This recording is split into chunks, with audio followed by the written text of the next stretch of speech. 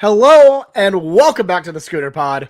The Brent Venables era has begun with a bang as the Oklahoma Sooners took out the UTEP Miners 45-13 on Saturday. I'm your host, Bobby Howard, and here to break down the game with me, as always, is Jameson Maxwell and Ty Lee. So, Jameson, I'll let you kick this thing off. How was your game day? It was pretty good. It felt really nice to be back in Norman, but it went so quickly. Even though that first quarter was so elongated with like all the scoring drives, I felt like I blinked and the game was over. I feel like next game for this next week, I need to take a couple breaths and realize how lucky I am to be back at the Palace. Yeah, absolutely. It was a whirlwind. I'm with you. It was a whirlwind.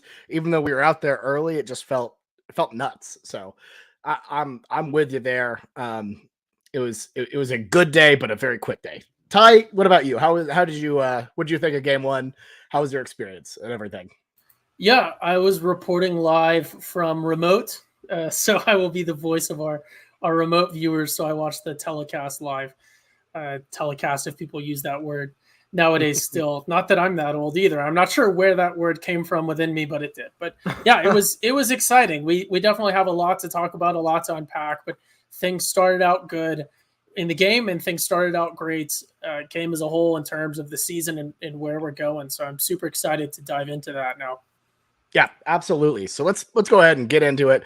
So overall, I feel like the theme of the day was change, was, feeling that difference that Brent Venables has brought to you, both in terms of play style and overall feel. So Jameson, to you, thinking back to the last time you were in the Palace against, Iowa State to now, what was your biggest kind of takeaway in terms of like what changed really stuck out to you the most?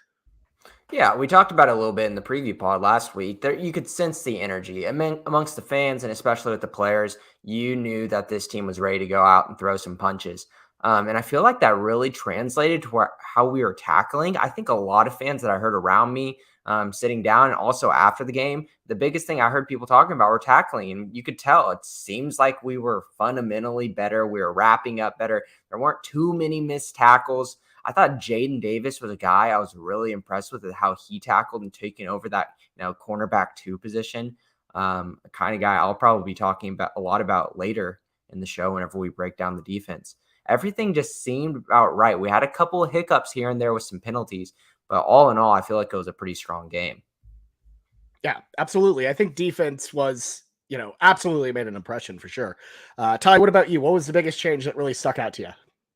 Yeah, so Jameson sort of stole my thunder there. I mentioned it in the pregame podcast that we did last week, looking towards winning that penalty game and whether or not that would be indicative of our performance down the road. So while we did lose the penalty game by one more penalty and 9 more yards than UTEP, we had 7 for 59, I believe.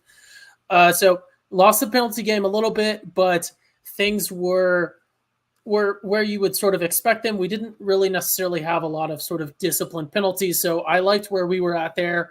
And then from there, weirdly enough, I did some weird analysis. And I'm not sure how everyone is going to read into this individually. No, I'm not sure how everyone's going to read into this individually and interpret. And I'm not necessarily sure what the lifetime results are or the average results are, but 43% of tackles were single tackles. And then the remaining, 57 were multiple people tackling. So if I'm going to read into that and sort of interpret those numbers in a way that I like to interpret them, which is obviously the positive way, was like we said, we had people wrapping up. We had a ton of individual effort. No one looked, oh, it's UTEP, whatever, where are you? We're going to roll them over. For the most part, we saw just a ton of individual effort and a ton of team effort. And then I just love the way that we were swarming people and continuing to play to the whistle. There was not someone just kind of jogging or across the field watching. If there was somebody made contact with the ball handler, they were almost always wrapped up. I don't know how many tackles UTEP broke, but we did a great job wrapping people up. And even if that initial hit wasn't as hard, it seemed like maybe even we were sort of turning down initial hits and just focusing on wrapping up and just delaying or degrading someone's progression for everyone else to swarm it. Because we just had so many tackles that were swarms, but at the same time, we had really great individual tackling as well. Yeah, I think the physicality absolutely stuck out, but you're right. The actual, discipline of tackling, the actual, technique was absolutely there. And, while it doesn't make a highlight reel exactly, making sure they're wrapped up and then have the cavalry come and knock them out, that's sound tackling. So I think that's good stuff for sure. For me, my biggest takeaway was actually the offense. I thought, we got back to that 08, quick pace Sam Bradford style that we haven't seen in a while. But because we've talked a lot about the defense, I'm going to save my insights for that a little bit later in the show. So let's go ahead and dive into the defense to start this thing out. So obviously, new era. We've talked about it ad nauseum this offseason. But Jameson, to you, like, what was the unit that really stuck out to you? And honestly, I think we'll kind of go from there in terms of how we'll break it down position group by position group. So what really stuck out to you? Sticking out, that's one word to say. Am I going to go negative or positive on this? We talked in the preseason. I think that the defensive line in terms of skill might be our weakest position out of the multiple levels of offensive and defense. But to be completely honest with you, I was impressed with them the most out of all of the position groups on the field in terms of linebackers and defensive backs. I thought Reggie Grimes, a guy I had pegged as kind of a dark horse, maybe breakout player, had 2.5 sacks and a QB hurry.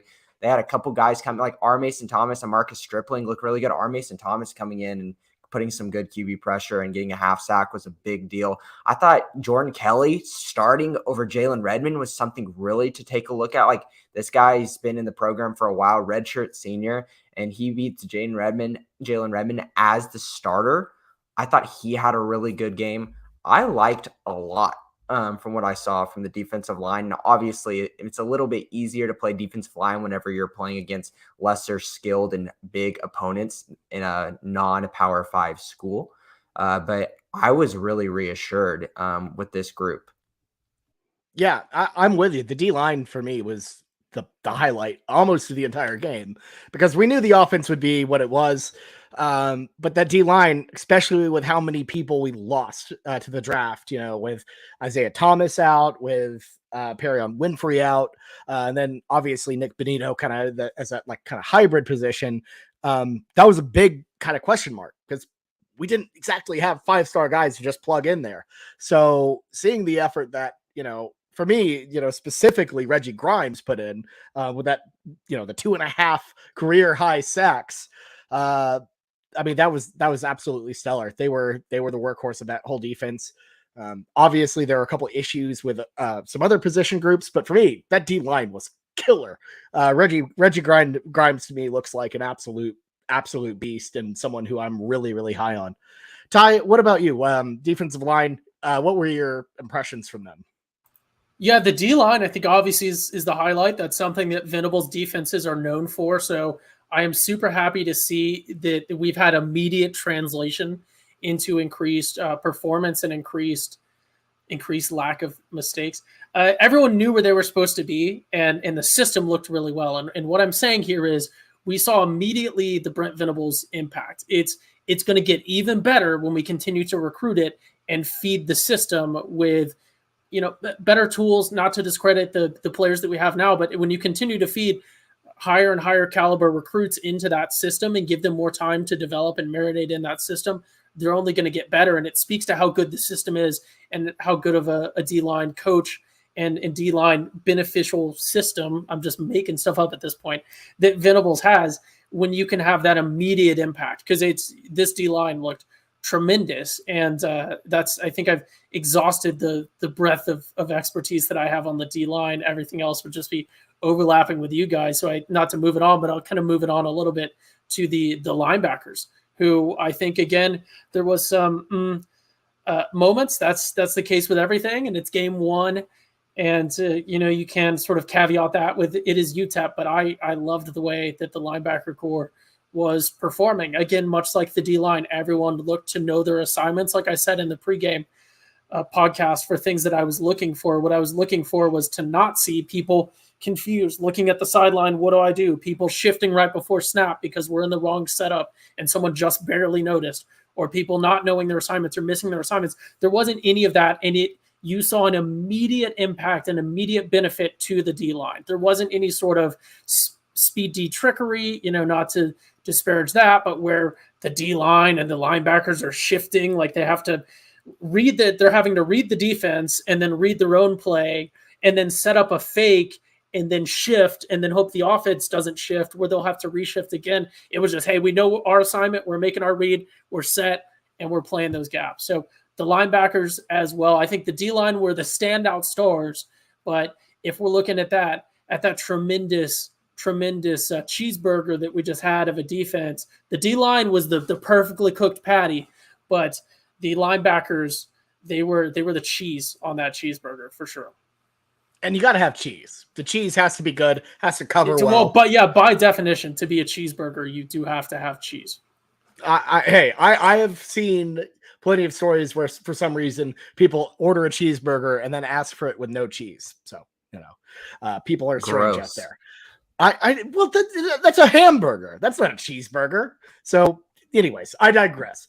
I'm with you. I really like the linebackers as well. I thought, for me, Danny Stutzman was an absolute standout, and for me, a game ball candidate. And if anyone brings them up, I would not be stunned. He had 9 tackles, 6 solos, and looked like he has taken a massive leap in this offseason as well. But it wasn't just Stutzman. David Ogwebu did really well as in addition to that. 7 total tackles, 3 solos. Deshaun White looked really good with 5 tackles, 2 solos. I thought that was, they played in concert together so well. The rush defense as a whole, UTEP couldn't do anything at all because of that in terms of rushing the ball. And it was something to be really, really thrilled about. I was very, very happy with that rush defense as a whole. And the linebackers are a huge part of that. Hell, Jaron Kanak looked great too, I would say. Oh, so, yeah. Did you see the play where he almost fell over and then immediately got back up within a millisecond and gave to the QB hurry? I was like, is that even humanely possible? It was, split second. It looked like he was out of the play. Then he pops back up. That specific angle that Schooner Scoop put out, yes. Eddie Radosevich specifically. Stunning. There was no way to not watch that and be like, this guy's going to be a killer. Jameson, who are some standouts for you on the linebackers other than Kanak? Honestly, there's really not too much to talk with the linebackers because this seems like the type of group that might be the safeties of the old times where you've got those guys in the Delaire Turniel and Patrick Fields, and we just rarely see too much beyond that. Kanak came in late in the game whenever we were up by 30-ish points, but we had 85 snaps, and Danny Stutzman played 72 of them, and David Ogwebu played 60. Deshaun White played 59, and then the next guy closest on the list was Billy Bowman at 53. These linebackers seem to be really set in their positions, and you could tell just by body language, it seems like Danny Stutzman is almost like a leader of this group. I understand that he's still young, but he seems to be kind of a vocal leader as well as he's leading with his play. I understand he did have one bad play on the game with that pass interference on that 4th down. But other than that, he had some really big hits. That one big power hit that he had, he did it from his knees. This wasn't like he was going downhill and hit this guy. He had so much strength to knock back the runner by going straight from his knees. He lost almost all of his power not having his feet. Ridiculous play. He's going to be fun to watch. We'll see if that linebacker room gets any surprises throughout the season, but I wouldn't be surprised if we start seeing them as the new Delaire Turniel, Patrick Fields. Yeah, because, I like that. And I think it's naturally a good thing when your safety, blanket of guys that, stops plays from becoming bigger plays happens at the linebacking level rather than at the other level of safeties and corners. Usually that means something wrong has happened. So I agree. I think that's very, very exciting. And speaking of the safeties and corners, I would say if there was any sort of downside defensively, I feel like the pass rush or the pass protection looked a little off. What were your thoughts on the secondaries or the secondary on the corners, Jameson? And I don't know, so some particularly weak spots. Do you think that was a pretty weak unit? I think it was a little bit more apparent to see what the true meaning of our secondary was on TV rather than at the game. And I'm sure Ty can kind of talk to this a little bit whenever he wants to talk. The secondary was playing a lot of zone, something we haven't seen in a long time. But at the game, I'm sitting here seeing these cornerbacks play 5-10 yards off, and they're getting easy 8-yard, 10-yard passes back and forth. I'm like, oh, here we go.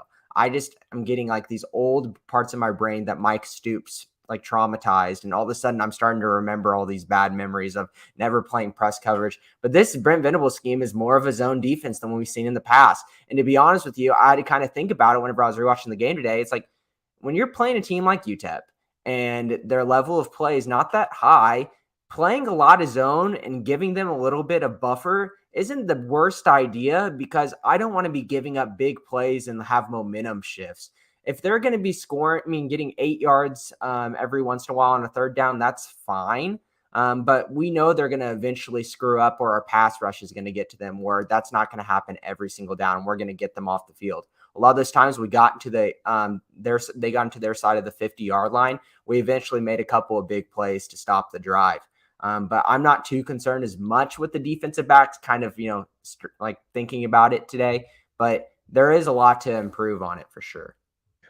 And also, let's keep in mind, scheme-wise, you don't want to throw the kitchen sink at UTEP and then have film out on that. But Ty, yeah, I want to know, from your vantage point and everything, watching it from TV, what are some things you saw with the secondary, some of your concerns, ailments, etc.? Yeah, so I think the two big points up front is, one, I will say, were they necessarily that bad? And I say that because comparatively, we are used to an OU defense where there are sort of issues across the board. Obviously, we're used to an OU defense where the secondary is just getting absolutely toasted every game, just completely, we've put that corn on the cob for about 4 times as much as we should have, just completely burned. But we didn't necessarily have other layers of the defense getting burned, but I will say we didn't necessarily have the secondary getting burned either. And I will, in my opinion, if giving OU the benefit of the doubt, and I think if you rewatch some of the highlights, if you were to rewatch UTEP highlights where they had some of these bigger plays and things that went right for them in the passing game, I think you will see an OU secondary that was identified early in the season as a potential weak point for this team. And I think if you give OU the benefit of the doubt and look at it sort of even objectively, even without the OU lens on things, I think if you look at it objectively, you will see OU's coaching staff saying, hey, this is our weakness. We're going to employ them in a manner that is minimizing of those weaknesses. Because what you didn't see was a lot of yards after the catch or yards after contact. Yeah, we saw a lot of, some guys that were open. We saw some blown things here and there and some missed assignments and this and that. But for the most part, even when UTEP was able to convert to a first down or complete a 5+ yard pass play or something that wasn't like a screen or something, and we did really well against screen passes and things like that as well. But what you saw was a lot of individuals making individual. That's where a lot of those individual tackles were guys on their assignments. They were in a zone. They couldn't necessarily prevent it. But as soon as it happened, they were right there. They were on it. They were making one-on-one tackles, and they were preventing that from going any further. So it was almost I don't want to use triage, because I think in a lot of situations, and it might just be previous work experience for me, triage is where you're working from behind. Someone else has the advantage and you're having to work from behind there and sort of manage your losses so that you can better employ your force. But it wasn't necessarily triage, but it was, we identified this is going to be a weak point. Let's minimize it. And the best that we can do, because we know they're going to exploit it. And they did, only to 13 points with no passing touchdowns. But we know they're going to exploit it. Let's put them in a position where they, I don't want to say lose the least, but we knew that they were going to struggle. We knew that they were going to have a hard time. We put them in the best possible position, because you can't always put your people in perfect positions. We put them in the best possible position. And they were the weak point. They were the one to say, hey, I'm kind of worried about this. That's a realistic assumption, although maybe not, because Quinn Ewers is absolute trash. Or at least just completely average. Sure? So maybe we shouldn't be too worried. They did cover. Yeah, maybe we shouldn't be too worried about on 2 touchdowns and 1 interception. Maybe we shouldn't be too worried about him. But this passing defense is, I don't think it's the question mark. It's this is the weak point in the chain, but we have a much stronger chain, and we're employing them in a much better manner. So I went kind of long there, but I don't want to steal y'all. If y'all about to jump in on them, just let me say one more thing. Then do that. But I don't think I wouldn't be that concerned, is what I'm saying. Yeah, let me go in one more time on them. I posted this tweet to the Schooner Pod's Twitter account. This was my one comment about the whole game on the account. I just don't think our social media presence is A1, clearly. Hey, I've been clipping videos for y'all. Jameson has taken us up to a better level than we have been, which was non-existent. Yeah, I think we can make fun of Nebraska a lot. I really do, because they lost in Dublin and it was Northwestern, but you cannot say that their passing attack didn't look a little explosive and something that you need to scheme against. I think this secondary will not be able to be judged until we play a competent, and I think UTEP had a really good passing attack, but until we go against a high level passing attack, which I think Nebraska has a high level passing attack. They have a lot of deficiencies. But I really do. I think they got two solid wide receivers, and Casey Thompson, I think, played good for 3.5 quarters. So I'm not going to make my final judgment on the secondary. I understand people are going to disagree with my comment about Nebraska, because it's easy to just bash Nebraska. I really do think that we will learn about the secondary and how successful they are, about how we contain Casey Thompson here in 2 weeks. But I think I'd be remiss not to mention Billy Bowman as a great part of this secondary. We've been kind of talking down on them. I know Bobby will probably have some things to say about him, but it seems like he looks like he's at home. Yeah, Billy Bowman was an absolute beast this game. 9 total tackles, 7 solos, led the unit in solo tackles. And to be fair, we're not bashing him by any means. I think they're, if you just had to point to a position group that didn't look as good, it was that one. They had more moments of what are we doing here, than almost any other unit. So, but Bowman, oh my God, that guy is legit. He looks, like you said, more at home. He looks like he knows what he's doing. That kind of freshman confusion is gone. He looks more confident. He looks more physical. He looks better out there across the board. And it's a unit that is going to take some time to get better, to get where it needs to be. But that's, for me, a personnel thing, and it just takes some time. It's game 1. Ty, what's up? We can't not say it. We almost forgot this, and I understand, it's not that impressive. OU secondary, they got an interception. Shout out to our man Gentry Williams. Yeah. So we have to, I can't believe we almost went through the entire secondary discussion. We have to give my man his credit. So we did. Alex Grinch was rolling in his grave. They did drive a turnover, but yeah. So we're not down on turnovers either. So that is super, super happy to see. Again, UTEP, and Jameson is a known Klay Thompson sympathizer, whatever his name is, the guy that used to be a. And Jameson might be a Klay Thompson sympathizer. I love Klay Thompson as well. I also like Casey Thompson. Yeah. Both of them. I think they're the same person. They're about as skilled. They both can't win without a super team around them, as we've seen that with Casey Thompson not winning anything, and Klay Thompson winning only when he has superstar Kevin Durant alongside. But anyways, we're not a basketball podcast. I don't think, as a Thunder fan, I have any room to talk crap on Klay Thompson after what he's done to us. Sadly. Yeah, no, we just put our head down and we don't say anything.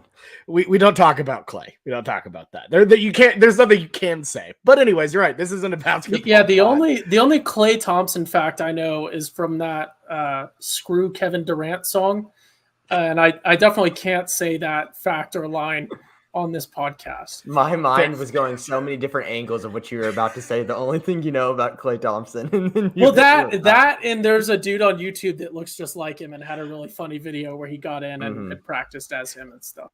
And to be fair, as far as Casey Thompson jokes go, like saying that he confusing him with Klay Thompson is about the least bad thing you can say, given his father's whatnot.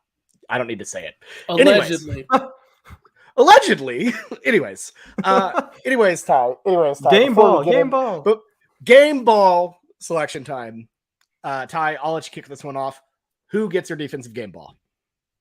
All right, so the defensive game ball, I'm going to take it as sort of a different angle, different methodology. A proprietary methodology is what I would say if I were trying to sell this methodology. And I'm combining on the field performance with something else that I don't necessarily have a passion for in the way that a lot of people do, but I'm an appreciator. I'm an appreciator of the finer things. I'm an appreciator of design. And one of the design things that I love is designing for functionality, and beauty, I think, comes from functionality in a lot of ways. So my game ball is going to Danny Stutzman, the linebacker. And am I calling him beautiful? Maybe, but what I'm really calling beautiful and interesting, and what I really found interesting, was his helmet. And I'll keep this short because we're not an equipment podcast. Cool. But the 0-2 helmet, a lot of ventilation, but it's a completely different methodology from a lot of other helmets. It's meant to give a lot more and sort of absorb impacts. And it's a very, very cool. I nerded out on reading about his helmet when I saw it, because I was like, that looks funky. Like, he's got like a double mohawk thing down the center, and then he's got some air vents and some everything else. It gives a lot more than other helmets. It's just a very, very neat design. And I'm pairing that with on the field performance. So give me Danny Stutzman, try to do something different. I like it. And, it's, that helmet is cool as hell. Looks like some, F1 engineers, whipped it up. Yeah, I almost forgot. It's like the third week in a row we've I had to make one F1 reference. No. Just a caveat, just to be clear, I'm not calling him beautiful either. Fair enough. I can agree with that. I'm going to make that our new clip for this podcast. There you go. I'm not calling him beautiful. All right. So my game ball of the week goes to DeLaren Turner-Yell, who, even though he's not on the active roster of the Sooners, he did make the 53-man roster for the Denver Broncos. So I'm changing my game ball to Gerald McCoy. Best Sooner of all time. Gerald McCoy had a great appearance on the Rich Eisen show. So there you go. He also gets a game ball. But no, for real. For me, it has to be Reggie Grimes. I really, really came away impressed with him. He seems to me like the anchor of that defensive line. We were high on him last year. He had his moments. I think he, is the type of guy who could fit into that Perion Winfrey role. And to me, he absolutely did blow me away. I was impressed with him. The 2.5 sacks, his career high. He was an absolute havoc. He wrecked havoc on there. And for me, he got my game ball. I think there are a lot of really good performances around the board that are exciting to me. But looking at this, that the first name that pops out of my head, impression wise, is Grimes. But I like Stutzman as well. I think that's a really good pick. Mm-hmm. Yeah, I would have given it to Stutzman if it wasn't for that 4th down PI. Honestly, it was a little bit kind of iffy, but that's just a tough play because it extends a drive on their side of the 50. Reggie Grimes getting the game ball, it's just kind of the given here. 2.5 sacks is a big number. Anytime you get that kind of number, you have to at least think about it. I understand they might have not been as much. They looked like kind of coverage sacks. That first sack he had, the quarterback had to run out a little bit, but he had still beaten his man. The second one was a bad snap, both on the first drive, and then the half sack, I don't really remember. But still, I'm really proud to see how well he's doing, finally kind of getting into this defensive scheme and showing what he can do after being behind really strong upperclassmen the past couple of years. I think that him and Ethan Downs together will be a fun duo to watch. And then maybe, just maybe, we start to see a little bit more of Marcus Stripling. And if R. Mason Thomas continues to show what he did in this game, I wouldn't be surprised to see them in some change of pace pass rushing situations. But yeah, Reggie Grimes is definitely my game ball as well. Yeah.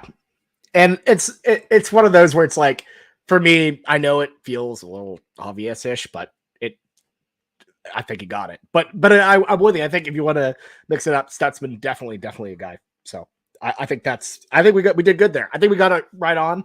And I don't think anyone on the Apple Podcast comments is going to come after us this time. Although, I did mention DeLaren Turner-Yell. So there you go. We're a little bit off, but it's okay. Let's talk about offense, Bobby, because I want to hear what y'all have to say about this team, because I've been waiting this whole podcast. We had to wait 30 minutes to listen to about Ty and his thoughts of Marcus Major in his game. 2 touchdowns, and he looked different. He looked powerful. And just like you said on the last episode, Ty, you said, yes, he might not be a kind of guy who could fumble it, but having that change of pace power back in the number 2 is a really, really important thing to have behind a finesse guy that can catch a ball and also change his pace in Eric Gray. So I was thinking about you, Ty, and I'm really proud that your boy's starting to have a little bit of a breakout.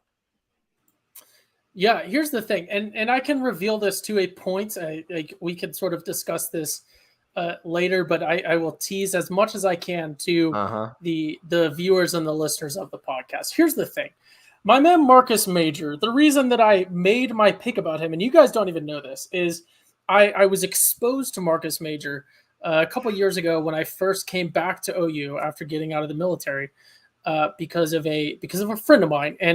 And I believe now, based on his on-the-field performance, then and in the years since then and now, so we're at point B, and that was point A back in 2019. In the space between then, I believe he was victim to something akin to a lower level of, and we're getting into the meta here, but a sort of a Kardashian curse, if you're familiar. The Kardashians, I think everyone probably knows who they are, but athletes especially, and people involved with them, are known to sort of fall off in their performance in their field if they're involved with them. I think everyone can sort of read in between the tea leaves and the lines there. He is no longer subject to said curse. So I think that is benefiting his on the field performance. And that's a proprietary analysis right there. These are the things that the Schooner Pod brings you is you guys need to understand that there are sort of means and methods of collection and of deriving data points that we can bring you guys that aren't found on other pods. ESPN doesn't have people. The OU Daily, let's take this back a year ago, and we can't again get into our operational methodology too much. But again, a year ago, the OU Daily was known for sort of very publicly announcing who would be the starting quarterback, whether it be Caleb Williams or Spencer Rattler. There were 2 media outlets that had that scoop, one of which released it and they gave away how they did it. And then the other one there was also able to release it because this guy right here, me, was right there chatting up the OU Daily reporters, the students doing said intelligence gathering, which they were just standing in their college looking out the window. Wasn't that hard to do? I'm surprised no one else did it. Yeah, but it goes beyond that, right? Because we have methods beyond just looking out the window.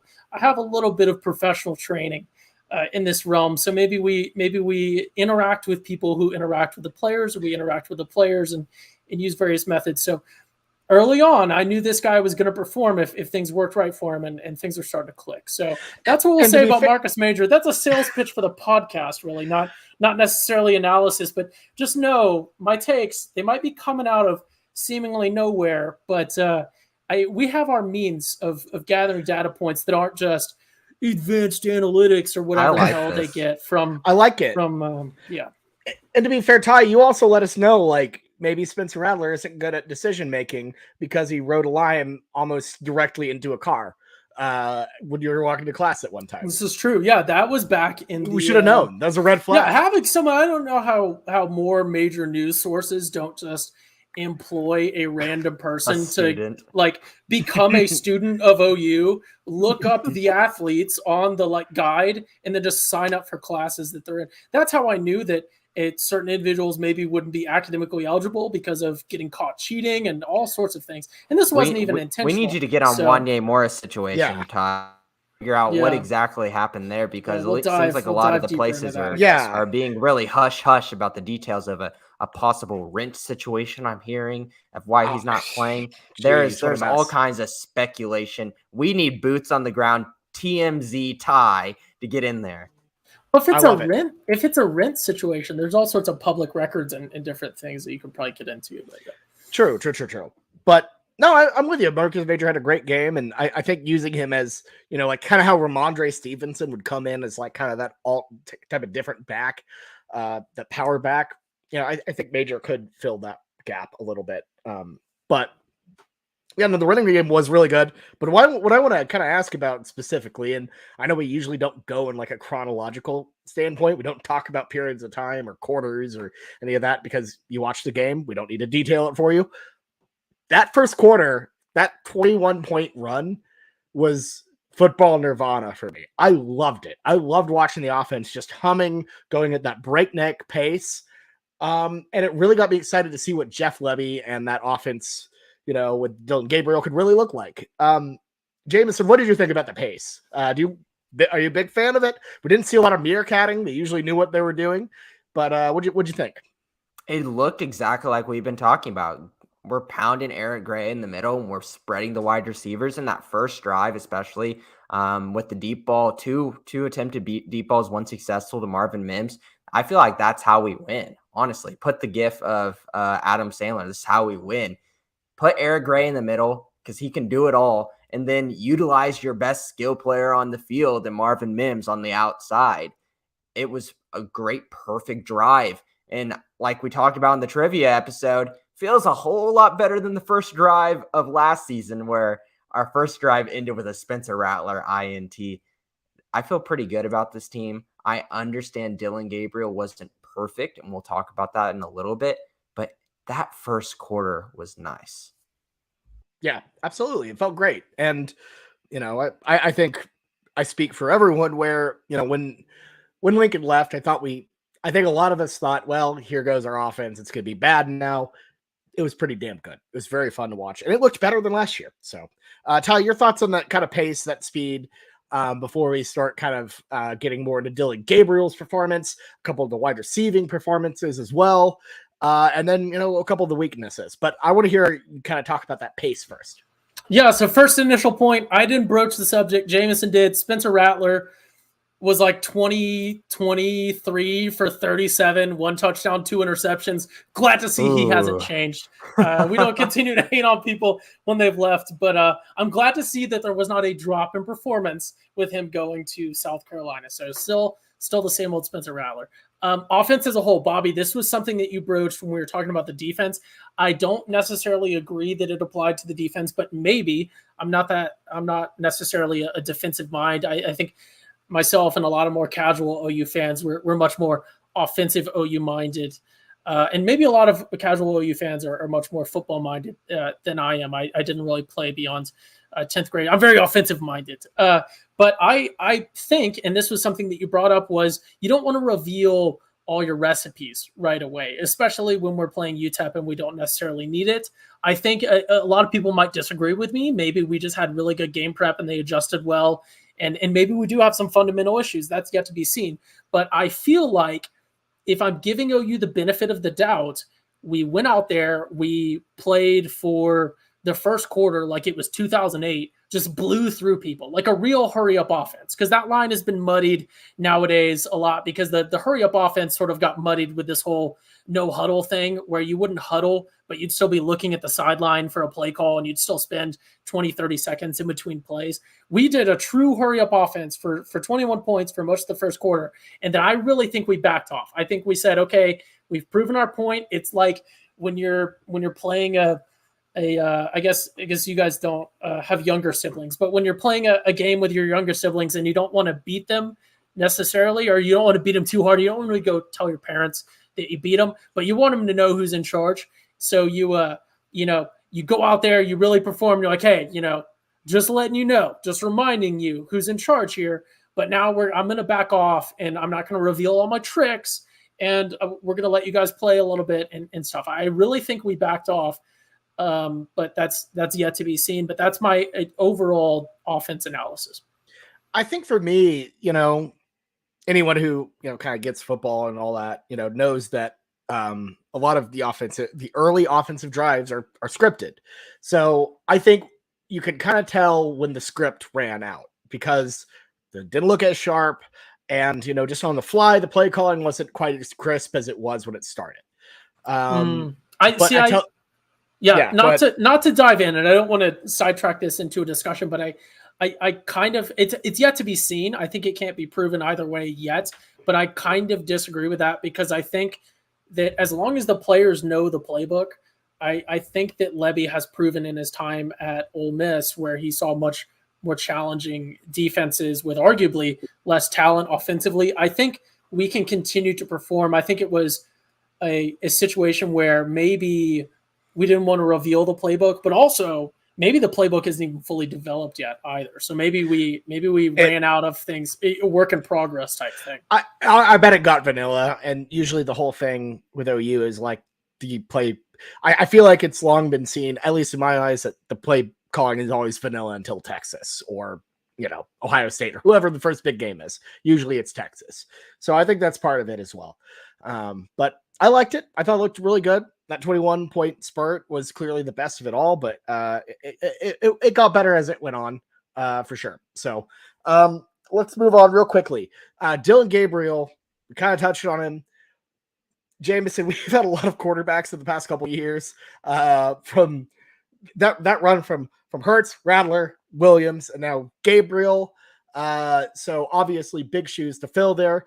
How do you think he did in his first game as a Sooner? I think he did passable, really. I think he was pretty good. Obviously, there were some things where they weren't perfect. I feel like I had been kind of talking about this in the past. There were some accuracy issues. He missed some balls, just some deeper throws that maybe will get better throughout the season. You got to remember, this guy is coming off a broken collarbone and didn't play much at all, as recently. And so this is kind of like this new coming back out party for Dylan Gabriel. So we'll still have to see with him, but I was really proud of him, the way he played, because it seems like he's just a nice, solid piece to lean on. You know what you're going to be getting out of him for the rest of the season.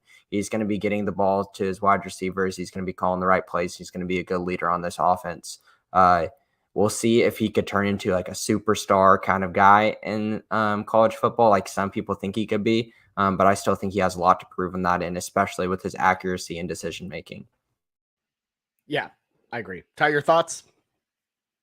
Yeah, I thought we got what I was sort of expecting from him. I think he performed well. I think one thing a lot of people miss is when you look at his stats at UCF, especially pre-injury, he had just a ton of attempts. So if you look at him in terms of just yards and touchdowns and everything else, he had a lot of attempts to add up to that.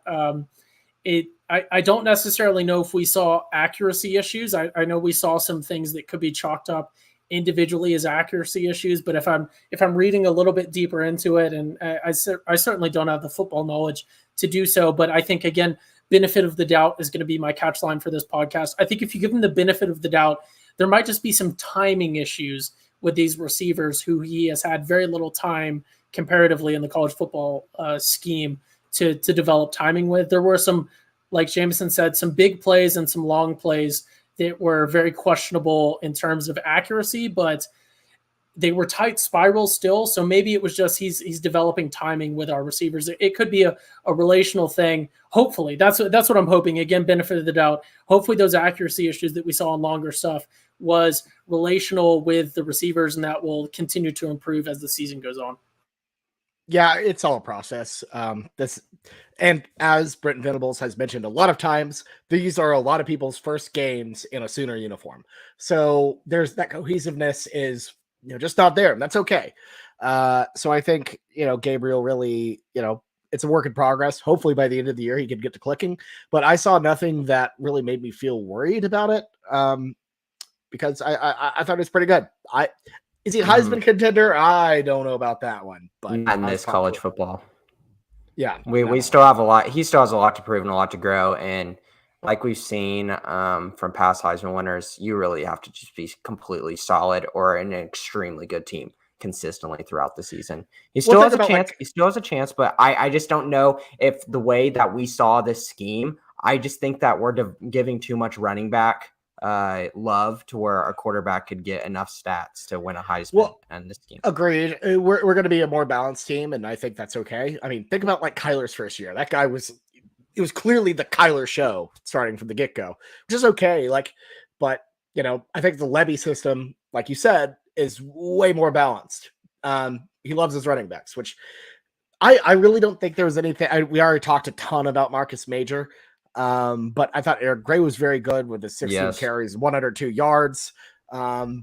I mean, having your two guys average, 6.4 yards per carry with Gray and 7.7 for Marcus Major, and then, throwing the random one Gavin Freeman rush for 46 yards and a touchdown. Shout out to our guy, 1982 Boomer Sooner, by the way, for mentioning that Gavin Freeman is my spirit athlete. Love to see that. Shout out Hamish Hall, by the way. Good to see another Charger out there just kicking some ass for the Sooners.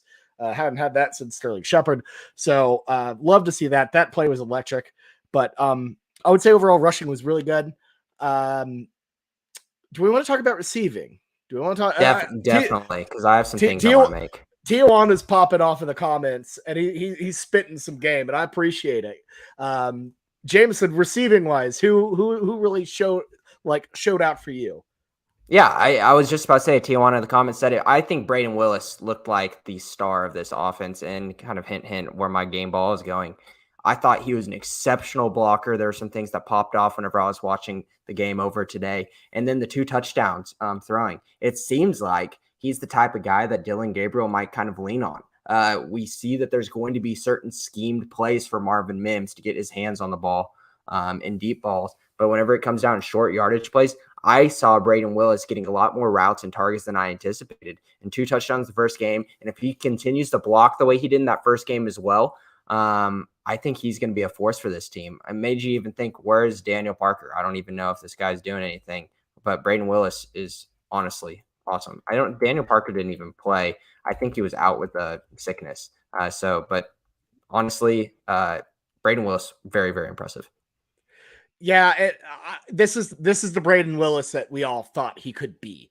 And I think we were all waiting on him to have this kind of star turn. He looked great. Very exciting to see. I was all about him. I'm with you. He looked awesome. Ty, your thoughts on the receiving? Yeah, when it comes to so real quick, I will say running is exactly how I expected it to be in terms of load, in terms of number of carries and performance. I think everything is clicking there. Receiving, again, I think a lot of people will look at this stat line and say, kind of so underperformance from a lot of people. After watching it on TV, and maybe it was just the way the broadcast was. I don't know how it was in person, obviously, but I think looking at the stat line, everyone performed much better. I love the fact that I pull up the receiving stats, and when I just look at number of receptions, I see 3, 3, 3, 3, 2, 2. Like it's the balance and the spread across the board and the ability of people to make plays, the ability of people to get open, that really translated on the broadcast. Again, UTEP, it's not necessarily indicative of who we're going to be facing down the road, but I think I saw a firm, and a lot of people might disagree with this just because of stats and maybe biases. I think I saw a firm WR1 performance for Mims. There were some passes that he missed out on. I saw a firm, almost secondary and backup performance from some of the other guys. And I saw, even if there wasn't that, I saw people, no matter what the play was, somewhere in the progression, somewhere in Dylan Gabriel scanning because he's left-handed, had to swap, looking down there. That's why you watch on YouTube. There was someone making a play all over the field, and I loved that. Drake Stoops was there when he needed him to do a typical Drake Stoops thing. Yeah, he started. And Gabriel came out, threw an incompletion first pass, and then he had Stoops. And it seemed like it just watching on the broadcast, because I can see the close-ups of faces and stuff as they cut. Gabriel seemed kind of down after that initial incompletion, and it just sort of like I almost saw or felt his mood increase. Maybe it was just myself and my bias, but when he got that completion to Stoops, I almost felt him like loosen up his shoulders. I'm like, all right, I know what I'm doing. I've been at a big college football, situation before, but I loved Braden Willis, obviously tremendous performance. The only one to register air touchdowns, but I loved the performance from everyone else as well. And you guys already shouted out your heritage guy, Gavin Freeman. Is he Drake Stoops 2.0? I will jump on that right now. He's not even close. They're completely different. No. Now, well, how do you mean? He's small. He shouldn't be playing at the college level, and he's overperforming. Gavin Freeman is like a pure athlete, and Drake Stoops is more so. I think like he's just like Gavin Freeman has to be. He has to be mentioned because never Never in the history of Heritage Hall, and for our OKC people listening, I didn't graduate from there because I moved, but I am a Cassidy guy, so don't take this too much. But never in the history of Heritage Hall has there been an undersized white guy receiver who has performed well and scored touchdowns at any level beyond. No, that doesn't make any sense. It's never occurred. It's never occurred in the history of Heritage Hall. So. Gavin Freeman played 2 snaps, and legitimately in his first snap, he just gets that touchdown. That was beautiful, absolutely beautiful. But I want to say that we talked about Drake Stoops. We said when we were analyzing the depth chart that he was, was behind Marvin Mims with the slot, but things just weren't making any sense. It seems like Marvin Mims might play more outside wide receiver than slot, in my opinion. And what did we see? Marvin Mims' first drive playing outside wide receiver with Theo Weiss on the other side and Drake Stoops out there. So does that kind of give you a hint of where we kind of see it in terms of not dividing guys on inside, outside wide receiver? Drake Stoops might be number 3 wide receiver ahead of Jalil Farouk right now. And Bobby, I think you probably noticed this too. There wasn't a lot of depth we saw at the wide receiver position in terms of rotation. I thought that Jaden Gibson might come out and make some plays early in the game. The guy had like 9 snaps and didn't catch a ball. Like, I didn't see much of him at all. We've been hearing these big time things about these backup wide receivers, but not a lot of them got any run or targets. Well, I mean, there were only 23 passing attempts in the entire game. Davis Bevel didn't even throw one. So there was not a lot. There's not a lot of food on the table for the wideouts in terms of reps, snaps. I mean, there were reps and snaps, but like they weren't getting thrown a lot too. So I think if you want to talk about the complexity, there you go. That tells you the whole thing. And as we know, there are only 15 completions, so not a lot of catches, but I think it was designed that way. So you're right. I wouldn't be concerned about a lack of depth. It's just not been. They just really didn't do it. They didn't really throw much. But when they threw, I thought it was very effective. So I'm with you. As we get stiffer competition with Nebraska, Kansas State, I think we'll see more depth out there for sure. Yeah, quick. So now the big question is, sorry, Ty. I was just going to ask who's the game ball. Is it Marcus Major or Braden Willis? But what were you going to say? I was going to say quick data point that people might find interesting. On the receiving side, everyone that registered more than 1 catch was averaging double digits yards per catch. And the only people that didn't, Jalil Farouk and Marcus Major, had 9 and 8 yards respectively average. So that's really, really good. There wasn't that many attempts because it was just working too well.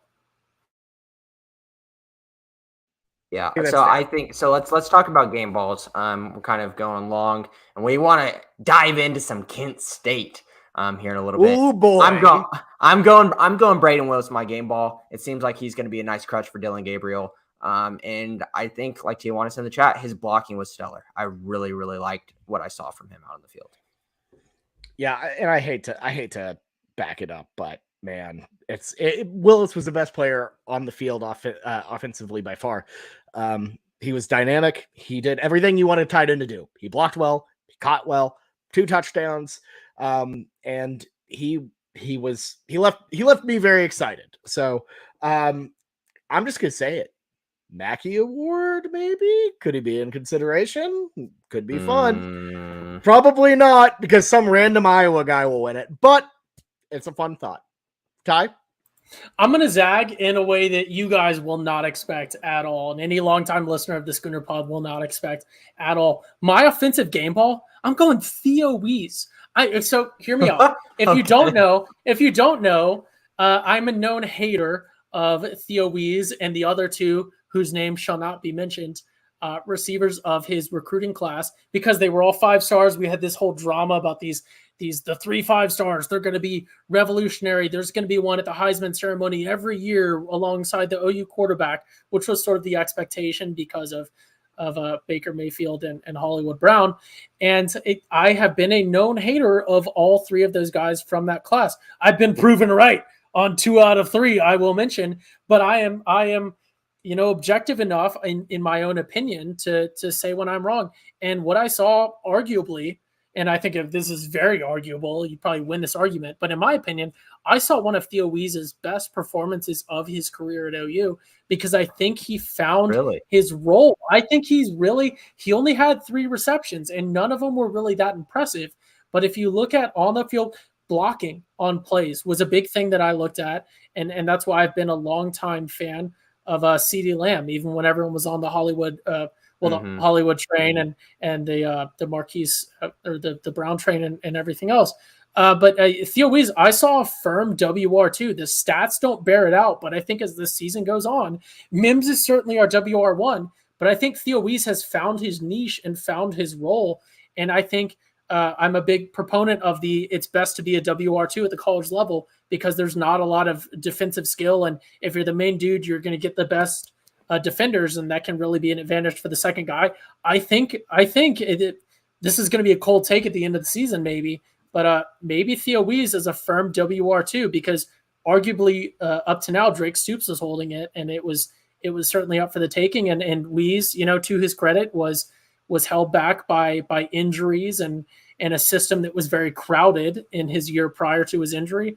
I think maybe he's found his rhythm, and I will turn my talking points around. I've been a hater, I've been a doubter, but I'm just all about that on the field performance. So I felt that I saw it here. So I'm gonna give him my game ball as a vote of confidence. What an interesting there you go. That's big character development there from Ty. If you, for long-time listeners of the Schooner Pod. So there you go. That's big.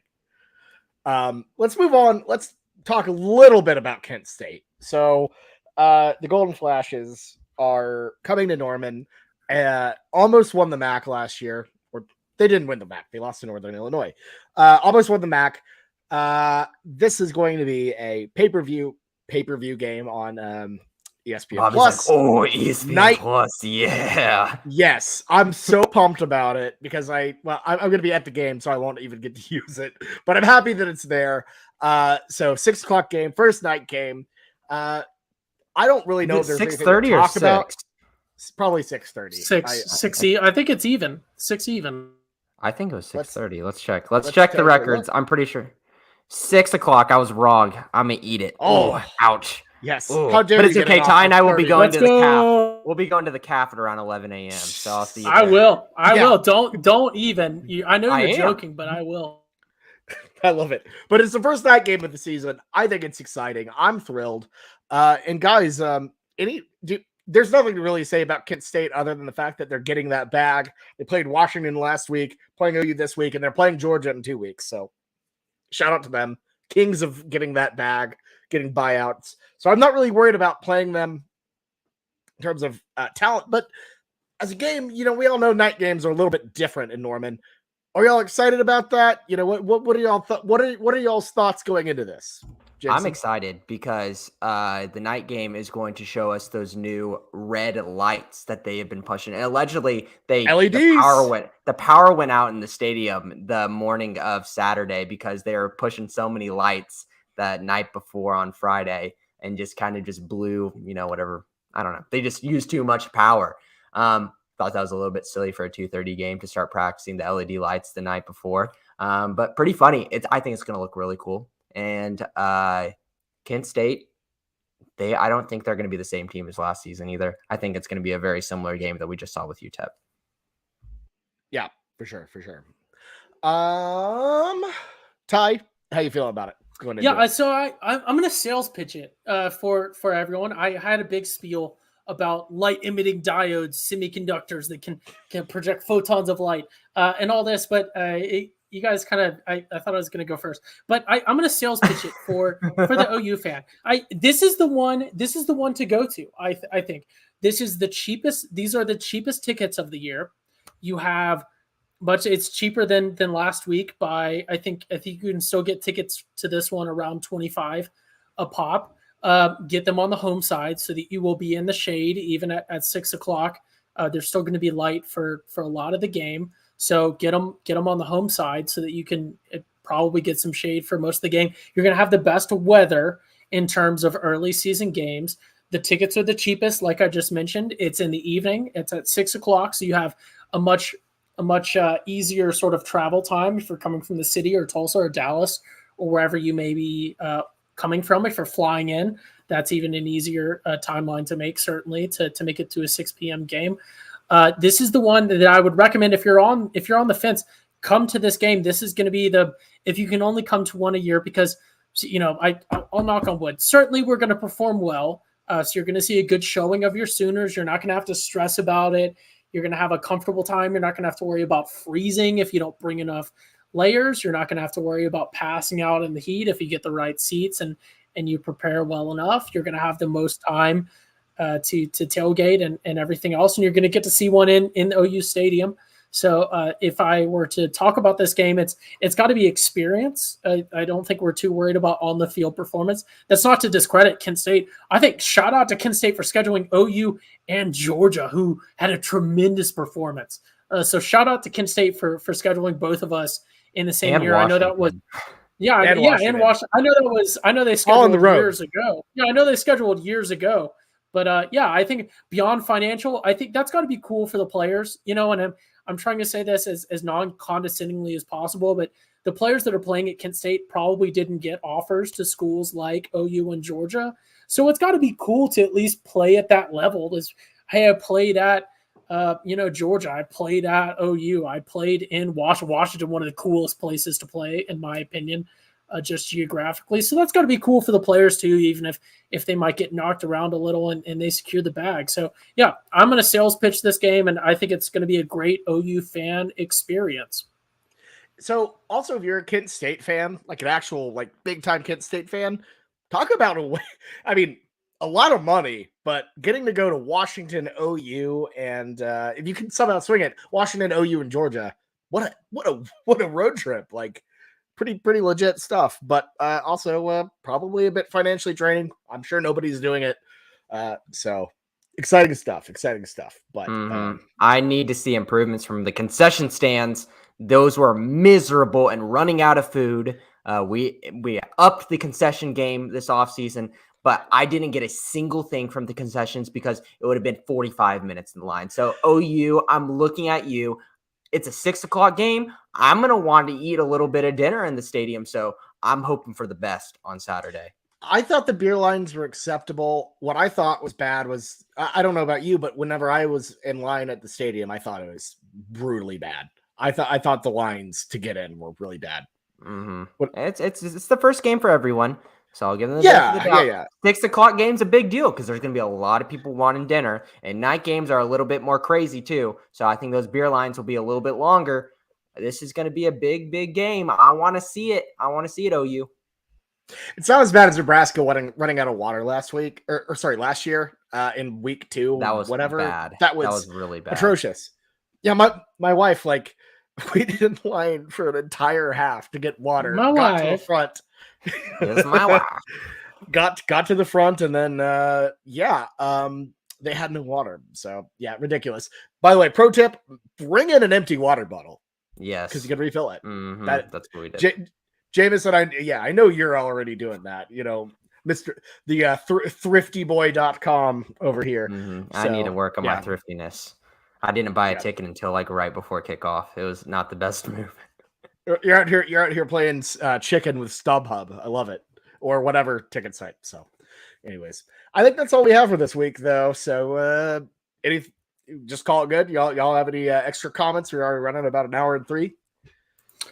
I will say last comments. I temper expectations for the LED lights. You go look at the things that Bama and Georgia have. They have a stadium architecture that's much more conducive to more lights. I think it will be amazing, but don't necessarily go into expecting something super crazy. It's going to be brighter, better white lighting, and then some neat red lights. Won't be right away because we won't have sunset until around 8:00 or so. So, second half type stuff, but temper expectations, but it's going to be cool. Yeah. Final note also, everyone who wanted Crazy Train gone, first of all, I'm one of the few people who likes Crazy Train. They thought it was over. They thought it was dead. And then they played it when they ran out. So they elevated Crazy Train to a better position. They know what they're doing. All of y'all, they know what they're doing. Excellent troll move. Elite troll move by OU, whoever was on the Ox there. I love it. Definitely glad to see it. But I don't want to go ahead. I don't want to drag it on too much. But I do wonder, how many times did we play Mo Bamba? Oh, we did it. Why is that even on our playlist? It's about a Texas player. So we did play it. We did play it though, because it was not heard. I didn't count. I didn't have a little checklist. But it was not heard on the TV broadcast. So I had fingers crossed that I was like, oh my goodness, maybe we've cut it out of our playlist, but I guess not. Yeah, sadly, it definitely played at one point. That comes to mind. But anyways, well, that's all we got for today's pod. Thank you to all of our viewers who tuned in live on YouTube, as well as those of you who are listening on replay via your favorite podcasting app. If you're new here, make sure to hit that subscribe button and show us some love with a 5-star rating and a review. It really, truly does help us a lot. Means a lot to us. So please, if you can, if you like the show, we're 5-star men. We like that. So special shout out to our sponsors at DraftKings and Raycon, as well as our great network partner, TPPN, the Pigskin Podcast Network. We'll see you all later this week on the Weekend Spread as we make our picks for week 2. Have a wonderful week. Happy Labor Day and Boomer Sooner, everyone.